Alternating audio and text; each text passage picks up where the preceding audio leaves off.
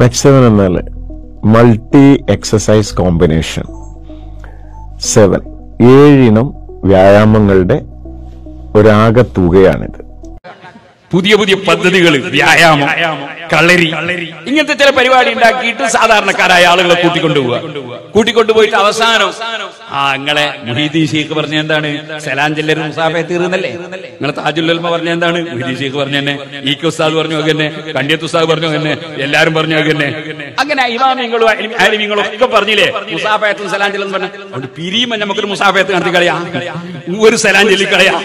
ആകയാൽ സുന്നത്തിയമായിട്ട് കുളിക്കുക, അതിനുവേണ്ടി ചില കളരി, അതിനുവേണ്ടി ചില വ്യായാമ പരിപാടി, ഇതൊക്കെ ഇപ്പൊ ജമാഅത്ത് ഇസ്ലാമി വലിയ ചതിയാണ്.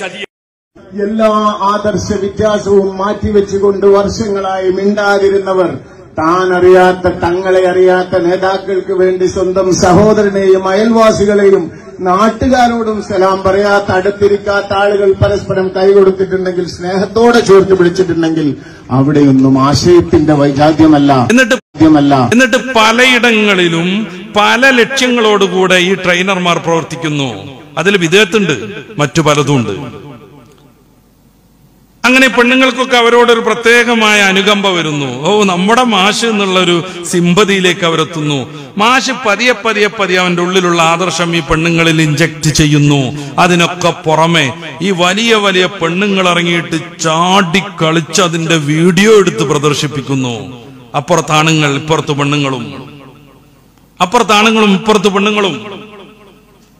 എന്തേ ശാരീരികമായ എക്സസൈസ് പറ്റൂലേ? പറ്റും, ഒരു സംശയമല്ല. ജീവിതശൈലി രോഗങ്ങൾ കൂടല്ലേ, അപ്പൊ എന്തായാലും ഇങ്ങനത്തെ കുറെ സംഗതികളൊക്കെ വേണം, അതിലും തർക്കല്ല. പക്ഷെ എങ്ങനെയാവണം? അന്യപുരുഷൻ ഇങ്ങനെ കോച്ച് ചെയ്തിട്ട് മൂപ്പരാള് വന്നിട്ട് കൈ അങ്ങോട്ട് വെച്ചിട്ട് ഇങ്ങോട്ട് വെച്ചിട്ട് ചാടി തുള്ളി കളിച്ചിട്ട് അതിന്റെ വീഡിയോ എടുത്തിട്ട് അങ്ങനെയാണോ ശരീരം ആരോഗ്യം ഉണ്ടാക്കേണ്ടത്? ഒരു 10-50 റക്അത്ത് തഹജ്ജുദ് നിസ്കരിച്ചാൽ എങ്ങനെ ഉണ്ടാവും? ചില വിദേശ കോച്ചുകളൊക്കെ അറേബ്യൻ നാടുകളുടെ ചില ക്ലബ്ബുകളെ പരിശീലിപ്പിക്കാൻ വന്നിട്ട് കളിക്കാര് നിസ്കരിക്കുന്നത് കണ്ടപ്പോ ഇതിനപ്പുറം ഒരു ഫിസിക്കൽ ട്രെയിനിങ് വേണ്ട എന്ന് തീരുമാനിച്ച് അൽവത്തൻ പോലെയുള്ള പത്രങ്ങളിൽ ലേഖനം എഴുതിയത് വായിച്ചിട്ടുണ്ട്. അർജന്റീനക്കാരൻ ഒരു കോച്ച് വന്നിട്ട് സൗദിയിലെ മറ്റൊരു ക്ലബ്ബ്, ആ ക്ലബിനെ പരിശീലിപ്പിച്ചപ്പോ മഗ്‌രിബിയായപ്പോ അവരൊക്കെ കൂടെ നിസ്കരിക്കാൻ നിന്നപ്പോ അയാള് ഇതിനപ്പുറം ഒരു ഫിസിക്കൽ ട്രെയിനിങ് വേണ്ട, ശീർഷാസനം എന്ന് പറയുന്ന ഒരു പ്രത്യേകമായ ഒരു എക്സസൈസ് ഉണ്ട്, ഇതിലൊക്കെ ഉണ്ടാവും ഫിസിക്കൽ ട്രെയിനിങ് ഒക്കെ നേടിയ ആളുകൾ. അതുകൊണ്ട് കുറെ ഗുണങ്ങൾ കിട്ടുന്ന പറയുന്നത്. പക്ഷെ അറ്റാക്ക് ഉണ്ടെങ്കിൽ, അതുപോലത്തെ വല്ല രോഗസാധ്യതയുണ്ടെങ്കിൽ, ബ്ലഡ് പ്രഷർ ഉണ്ടെങ്കിൽ ചിലപ്പോൾ അതുകൊണ്ട് അടിച്ചു പോകും. അത്തരം ആളുകൾക്കും സുജൂദ് അതിന്റെ അതേ ഫലം നൽകുന്ന തീരെ അപകട സാധ്യതയില്ലാത്തൊരു എക്സസൈസ് ആണ്. പക്ഷെ ഈ യോഗാസനം എന്ന് പറഞ്ഞ് പൊലിപ്പിച്ച് പതഞ്ജലി മഹർഷി നിർമ്മിച്ച ഷഡ്ദർശനങ്ങളിൽപ്പെട്ട യോഗാദർശനമാണ് പ്രചരിപ്പിക്കുന്നതെങ്കിൽ അതൊരു മതപരമായ വിഷയമാണ്, പറയാതിരിക്കാൻ വയ്യ. ഇനി അതൊന്നുമില്ല, അതിന്റെ ചില എക്സസൈസ് ഒക്കെയാണ് പറ്റും, പക്ഷെ അതിനും ചില കൃത്യതകൾ പാലിക്കാനുണ്ട്. നിങ്ങൾ ചിലപ്പോ മനസ്സിലാക്കിയിട്ടുണ്ടാകും ശരത് ജോയ്സ് എന്ന് പറയുന്ന യോഗ ഗുരുവിനെ പറ്റി. ഇങ്ങനെ യോഗ പ്രചരിപ്പിക്കാൻ ലോകത്ത് എല്ലായിടത്തും പാറി നടക്കുന്ന ഇന്ത്യയിലെ ഏറ്റവും പ്രസിദ്ധനാകുന്ന യോഗ ഗുരുവാണ് ശരത് ജോയ്സ്. അദ്ദേഹത്തിന്റെ ഒരു പുസ്തകമുണ്ട്, ഏജ്ലെസ് എന്നാണ് അതിന്റെ പേര്. അദ്ദേഹം അതിലെന്താ സമർത്ഥിക്കുന്നത്? യോഗയിലൂടെ മുന്നോട്ട് പോയാൽ ആയുസ് വർദ്ധിച്ച് ഏജിന് തന്നെ ഒരു പ്രസക്തി ഇല്ലാത്ത വിധത്തിലേക്ക് കാര്യങ്ങളെത്തും. ദീർഘായുസും സമ്പൂർണ്ണ ആരോഗ്യവും യോഗ കൊണ്ട് കിട്ടുമെന്ന് ലോകമാസകലം പ്രഭാഷണവും നടത്തുകയും യോഗാഭ്യാസത്തിന് ചെലവഴിക്കുകയും അത് സംബന്ധമായി ലോകത്ത് നന്നായിട്ട് വിറ്റുപോയ ഏജ്ലെസ് എന്ന പുസ്തകം രചിക്കുകയും ചെയ്ത യോഗ ഗുരു ശരത് ജോയ്സ് ഈ നവംബർ മാസം 11-ാം തീയതി അമേരിക്കയിൽ വെച്ച് യോഗാസനം എടുക്കുന്നതിനിടയിൽ ഹാർട്ട് അറ്റാക്ക് വന്ന് മരിച്ചുപോയി. 53 വയസ്സേ പ്രായമുള്ളൂ, മരിച്ചുപോയി. യോഗാസനത്തിനിടക്ക്, യോഗാസനത്തിന്റെ മുന്നോടിയായിട്ടുള്ള മോർണിംഗ് വാക്കിനിടക്ക്. എല്ലാരും മരിക്കുന്നൊന്നുമല്ല ഞാൻ പറയണത്. അദ്ദേഹം ഇതിന്റെ ഏറ്റവും എക്സ്പെർട്ടായിരിക്കെ ഏറ്റവും കൂടുതൽ ദീർഘായുസ് ഉണ്ടാകുന്നത് യോഗാസനം കൊണ്ടാണെന്ന് സമർത്ഥിക്കാൻ വേണ്ടി പുസ്തകം രചിച്ചിരിക്കെ അദ്ദേഹം 53 വയസ്സിൽ മരിക്കുമ്പോ അതിൽ നമ്മൾ ചിലത് പറയേണ്ടതുണ്ട്. എന്നിട്ട് പെണ്ണുങ്ങളായ പെണ്ണുങ്ങളും ഒത്തിറങ്ങുക. ഇതിൽ നിന്ന് വേറൊരാളെ പരിചയപ്പെടുക. പെണ്ണ് പുറത്തിറങ്ങുന്ന ഇത്തരം സാഹചര്യങ്ങൾ എന്തുണ്ടായാലും അതിൻ്റെയൊക്കെ അനർത്ഥങ്ങൾ നമ്മൾ മനസ്സിലാക്കണം. എന്നിട്ട് പ്രണയത്തിലേക്ക് എത്തുക, കുടുംബം നശിക്കുക.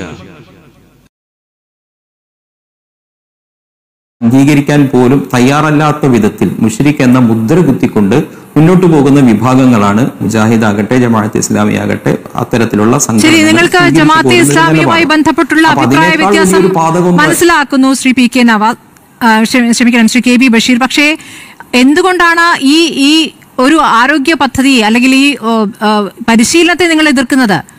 ജമാഅത്തെ ഇസ്ലാമിക്കാർ അതിൽ കടന്നുകൂടിയിരിക്കുന്നതെന്നും അവരാണ് അത് നിയന്ത്രിക്കുന്നതെന്നും നിങ്ങൾ പറയുന്നത് എന്ത് തെളിവിന്റെ അടിസ്ഥാനത്തിലാണ്? ഓക്കെ, ഞാൻ അതിലേക്ക് വരാം. താങ്കൾ അതിനിടയിൽ ഇങ്ങനെ ഒരു ചോദ്യം കൂടി ചോദിച്ചത് കൊണ്ടാണ് അതിനിങ്ങനെ മറുപടി പറഞ്ഞു പോകേണ്ടി വരുന്നത്. അല്ലെങ്കിൽ പൊതുവെ ആളുകൾ തെറ്റിദ്ധരിക്കുമല്ലോ, അതുകൊണ്ട് കൂടിയാണ് ഇങ്ങനെ പറഞ്ഞു പോരേണ്ടി വരുന്നത്.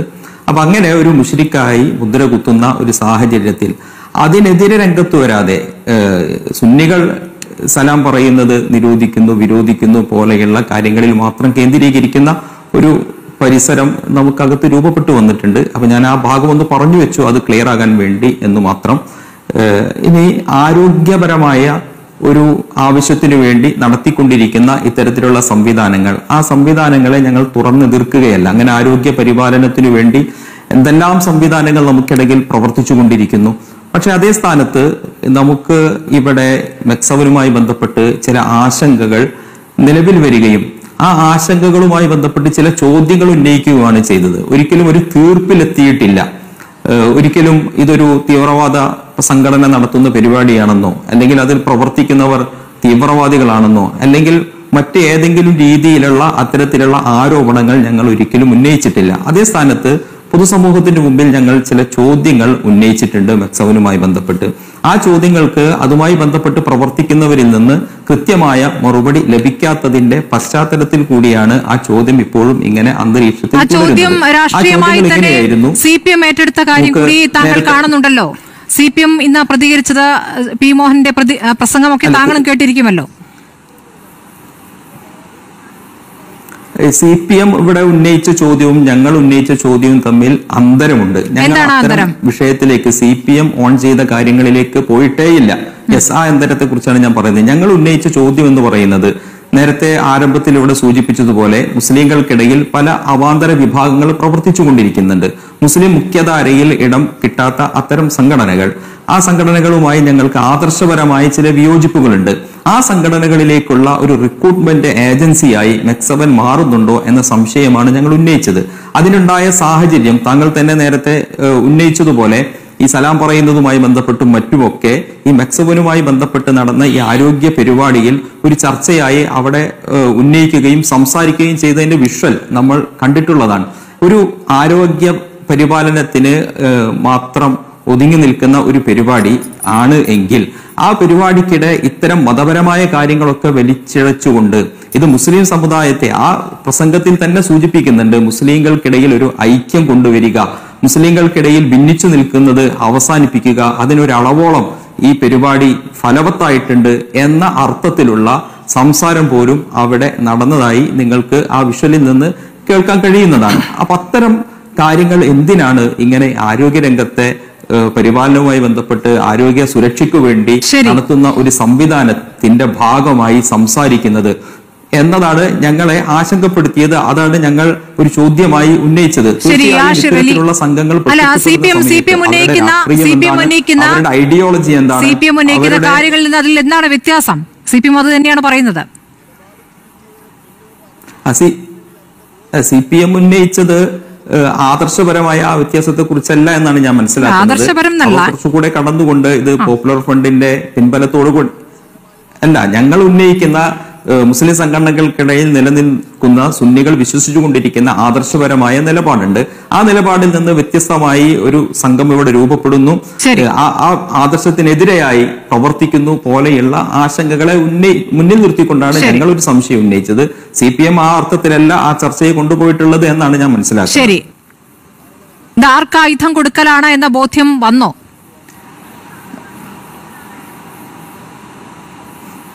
ഞങ്ങൾ ഒരിക്കലും ആർക്കും ആയുധം കൊടുത്തിട്ടില്ല. ഞാൻ മനസ്സിലാക്കുന്നത് മോഹനൻ മാസ്റ്റർ ഈ വിഷയ സംബന്ധിയായി പ്രതികരിച്ചിട്ടുള്ളത് ഞങ്ങൾ പ്രതികരിച്ചതിന് ശേഷമല്ല, അതിന് മുൻപാണ് എന്നാണ് ഞാൻ മനസ്സിലാക്കുന്നത്. ആവട്ടെ, രണ്ടായാലും ഞങ്ങൾ ഈ ഒരു മെക്സവനുമായി ബന്ധപ്പെട്ട് ഉന്നയിച്ച ആശങ്ക ഞാൻ നേരത്തെ അത് വ്യക്തമാക്കി. ഇതൊരു കേവലം ഒരു വ്യായാമ പരിപാടി മാത്രമാണെങ്കിൽ അതിന്റെ ഗ്രാമത്തിലുള്ള സംഘാടനം, അതിന്റെ സ്വഭാവം, അതിന് യൂണിറ്റുകൾ വരുന്നു, അതിന് പ്രത്യേകം യൂണിഫോം വരുന്നു, അതൊരു മതപരമായ സംഘാടനത്തിലേക്ക് പോകുന്നു. അതിന്റെ മതപരമായ യൂണിഫോം താങ്കൾ എവിടെയാണ് കണ്ടത്? അല്ലല്ല, വ്യക്തമാക്കണം ശ്രീ കെ വി ബഷീർ, മതപരമായി തോന്നിക്കുന്ന എന്ത് യൂണിഫോമാണ് കണ്ടത്? മതപരമായ യൂണിഫോം എന്നല്ല പറഞ്ഞത്, മതപരമായ യൂണിഫോം എന്നല്ല പറഞ്ഞത്, യൂണിഫോം വരുന്നു എന്നാണ് ഞാൻ പറഞ്ഞത്. യൂണിഫോം വരുന്നത് എന്തിന്റെ അർത്ഥമാണ്? സംഘടനാ സ്വഭാവത്തിലേക്ക് അത് വരുന്നു, ഇത്രയേ ഉള്ളൂ. ഒരു സംഘടനാ സ്വഭാവത്തിലേക്ക് അത് വരുന്നു എന്ന് സൂചിപ്പിക്കാൻ വേണ്ടി മാത്രം പറഞ്ഞതാണ്. നിങ്ങൾ വരികൾക്കിടയിൽ ദുഷ്ടലാക്കോടുകൂടെ അതിനെ വ്യാഖ്യാനിക്കരുത്. നമുക്കറിയാം, ഈ പോപ്പുലർ ഫ്രണ്ട് അല്ലെങ്കിൽ NDFന്റെ ഒക്കെ സ്ഥാപിതമാവുന്ന ഘട്ടത്തിൽ ജമാഅത്തെ ഇസ്ലാമിയുടെ ആശയധാരയുമായി ചേർന്ന് നിൽക്കുന്ന ആളുകളായിരുന്നവരൊക്കെ അവരാണ് പിന്നീട് മറ്റ് സംഘടന ഈ NDF ഒക്കെ രൂപീകരിച്ച് രംഗത്ത് വന്നത് എന്നുള്ളത് നമുക്ക് ചരിത്രമാണ്, നമുക്ക് കാണാൻ സാധിക്കും. അതുകൊണ്ട് തന്നെ അങ്ങനെ ഒരു രണ്ട് ജമാഅത്തെ ഇസ്ലാമിയുമായി ബന്ധമുള്ളവരും ഒപ്പം തന്നെ ഈ മുൻ പോപ്പുലർ ഫ്രണ്ട് പ്രവർത്തകരും നേതാക്കന്മാരും ഒക്കെ ആളുകൾ അവർ രണ്ടുപേരിലേക്കുമാണ് ഇത് കേന്ദ്രീകരിച്ചുകൊണ്ടുള്ള വിമർശനമാണ് ഉയരുന്നത്. ഈ അബ്ദുറഹ്മാൻ സഖാഫി പേരോട് പറയുന്ന പ്രധാനപ്പെട്ട ഒരു കാര്യം, ഈ സുന്നി വിശ്വാസികളായ ആളുകൾ, അതായത് ഈ NDFന്റെ ആദ്യഘട്ടത്തിൽ അതിനെ ഏറ്റവും കൂടുതൽ ശക്തമായി ആദ്യഘട്ടത്തിൽ തന്നെ എതിർത്ത് രംഗത്ത് വന്ന ആളുകളായിരുന്നു കാന്തപുരം AP വിഭാഗം സംഘടന നേതാക്കന്മാർ. പിന്നീട് മറ്റ് മുസ്ലിം സംഘടനകളും ഒക്കെ രംഗത്ത് വന്ന സാഹചര്യം നമുക്ക് കാണാൻ കഴിഞ്ഞിരുന്നു. അതുകൊണ്ടാണ് അത് പിന്നീട് വലിയ ഒരു ജനസ്വാധീനമില്ലാതെ മുസ്ലിം വിശ്വാസികളെ വലിയ തോതിൽ സ്വാധീനിക്കാൻ കഴിയാത്ത ഒരു ചുരുങ്ങിയ ഒരു സംഘടനയായി മാറുന്ന സാഹചര്യം ഉണ്ടായത്. സമാനമായ രീതിയിൽ ഇപ്പോഴും ഇതിന്റെ ഈ തുടക്കത്തിലുള്ള ഇതിന്റെ പ്രവർത്തനവും രീതികളും ഒക്കെ കാണുമ്പോൾ വീണ്ടും ഇത്തരം ഒരു ഹിഡൻ അജണ്ടകളോടുകൂടി ഒരു സംഘടന വരികയാണോ എന്നൊരു ആശങ്കയാണ് ഈ കാന്തപുരം വിഭാഗം മുന്നോട്ട് വെക്കുന്നത്. ഇന്നത്തെ ഒരു പകല് മുഴുവൻ എല്ലാ ചാനലുകളും പല ഘട്ടത്തിൽ, നിങ്ങളുടെ ഫേസ്ബുക്ക് പേജൊക്കെ നോക്കിയാൽ എല്ലാ ചാനലുകളും പല ഘട്ടങ്ങളിൽ പലതരത്തിലുള്ള വാർത്തകൾ പുറപ്പെടുവിച്ചു. ഇതിൽ നിന്ന് മലയാളി ഒരു പാഠം ഉൾക്കൊള്ളണം. ഒന്നാമത്തായി പാഠം, ബഹുമാനപ്പെട്ട പേരോട് ഉസ്താദിന്റെ ഒരു പ്രസംഗമാണ് നിങ്ങൾ ഇതിന് ആസ്പദമായി ഉയർത്തി കാണിക്കുന്നത്. അദ്ദേഹത്തിന്റെ അനുയായികളോട് അവരുടെ മതപരമായ സ്വകാര്യ ചടങ്ങിനകത്ത് പ്രസംഗിച്ചതാണ്. അത് സംസാരിക്കുന്ന ആരോടെയാണ്? നമ്മളൊരു വിഷയം പറയുമ്പോൾ ആരോട് പറയുന്നു എന്നതല്ല ഏറ്റവും പ്രധാനം. അത് പറയുന്നത് നേരത്തെ ബഹുമാനപ്പെട്ട SVSന്റെ പ്രതിനിധി പറഞ്ഞതുപോലെ അവരുടെ അനുയായികളോട് പറയുന്ന കാര്യമാണ്. അത് അവർ ശ്രദ്ധിക്കേണ്ട കാര്യമാണ്. അത് മലയാളിക്ക് മുഴുവൻ ബാധകമാവുന്ന ഒരു കാര്യമായി നിങ്ങൾ ചർച്ചയ്ക്ക് എടുക്കല്ല. നിങ്ങൾ ഈ ചർച്ചയിൽ അദ്ദേഹത്തിന്റെ പരാമർശത്തെ ഉയർത്തി കാണിക്കുന്നത് തന്നെ ശരിയല്ല എന്നൊരു അഭിപ്രായം എനിക്കുണ്ട്. അദ്ദേഹം പത്രസമ്മേളനം നടത്തിയതല്ല, അദ്ദേഹം എല്ലാവരോടുമായി സംസാരിച്ചതല്ല. പിന്നെയോ അദ്ദേഹത്തിന്റെ അനുയായികളോട് സംസാരിച്ച ഒരു കാര്യമാണ്. അതിന് അനുയായികൾക്ക് വിട്ടുകൊടുക്ക്. കേരളീയ സമൂഹത്തിനകത്ത് കാലാകാലങ്ങളിലായി കഴിഞ്ഞ നൂറ്റാണ്ടുകളായി പ്രവർത്തന സംഘടനകളുണ്ട്. ആ സംഘടനയുടെ ഒരു പ്രതിനിധിയാണ് പ്രിയപ്പെട്ട പേരോട് ഉസ്താദ് അവർ. മറ്റു മതസംഘടനകളൊക്കെ ഉണ്ട്. അവർ സംസാരിക്കുന്ന അവരുടെ സമുദായത്തോടാണ്, സമൂഹത്തോട് സംസാരിക്കേണ്ട കാര്യം അവർ പത്രസമ്മേളനം നിർത്തി പറയും. അവരുടെ സമ്മേളനത്തിൽ അവരുടെ ക്യാമ്പിനകത്ത് സംസാരിക്കുന്ന ഒരു കാര്യത്തെ പൊതുസമൂഹത്തിന് വരെ കൊണ്ടുവന്ന് ഇത് പൊതുസമൂഹത്തിന് ബാധകമാണോ എന്ന് ചോദിക്കുന്നത് ശരിയല്ല എന്നാണ് ഞാൻ പറഞ്ഞത്. ഇത് പൊതുസമൂഹത്തെ കുറിച്ചല്ല പറഞ്ഞു. നിങ്ങൾ മലയാളികൾ മുഴുവൻ ഇത് അനുസരിക്കണമെന്ന് പറഞ്ഞോ? മുസ്ലിങ്ങൾ മുഴുവൻ ഇത് അനുസരിക്കണമെന്ന് പറഞ്ഞോ? മതവിശ്വാസികൾ മുഴുവൻ അനുസരിക്കണം അല്ലല്ലോ. അവരുടെ പിൻഗാമികളോട് അവരുടെ അനുയായികളോട് ഈ വിഷയത്തിൽ ജാഗ്രത പുലർത്തണമെന്ന് അവർ പറഞ്ഞു. അത് അവരുടെ അവകാശമാണ്. ഏതെങ്കിലും വിദേഹക്കാർക്ക് സപ്പോർട്ട് ചെയ്ത് ഓനോട് ചിരിച്ച് പാസ്സാക്കി കൊടുക്കരുത്. സുബ്ഹാനല്ലാഹ്, വിദേഹത്തുകാരോടുള്ള സാമീപ്യത്തിൽ നന്നായി ശ്രദ്ധിക്കണം. ഈമാനിനോട് ചേരാത്തതാണ് വിദേഹത്ത്. വിദേഹത്തിൽ നല്ല ടൈയപ്പാണ്, നല്ല യോജിപ്പാണ്, നല്ല ഒപ്പമാണ്, നല്ല സുഹൃത്താണ്, നല്ല സ്നേഹമാണെങ്കിൽ എത്ര ഹദീസുണ്ട്. മൻ ദഹിക ഇലാ മുബ്തദീൻ, ഒരു മുബ്തദിയിലേക്ക് ഒരാൾ നോക്കി ചിരിച്ചാൽ നസഅ അല്ലാഹു മിൻ ഖൽബിഹി നൂറൽ ഈമാൻ, ഈമാനിന്റെ ഒളിവ് അവന്റെ കൽബിൽ നിന്ന് അല്ലാഹു ഊരിയെടുക്കും. പിന്നെ അവിടെ ഈമാൻ. മൻ വഖറ സ്വാഹിബ ബിദ്അത്തിൻ, ബിദ്അത്തുകാരനെ ആദരിച്ചാൽ, അവന് റെസ്പെക്ട് കൊടുത്താൽ ഫഖദ് അആന അലാ ഹദ്മിൽ ഇസ്ലാം, ഇസ്ലാമിനെ പൊളിക്കുന്നതിൽ അവൻ സഹായിച്ചു. അങ്ങനെ വിദേഹത്തുകാരോട് നമുക്ക് അമർഷം.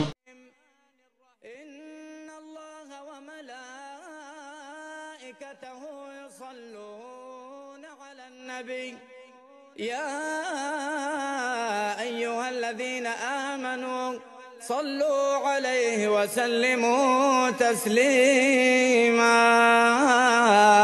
اللهم صل وسلم وبارك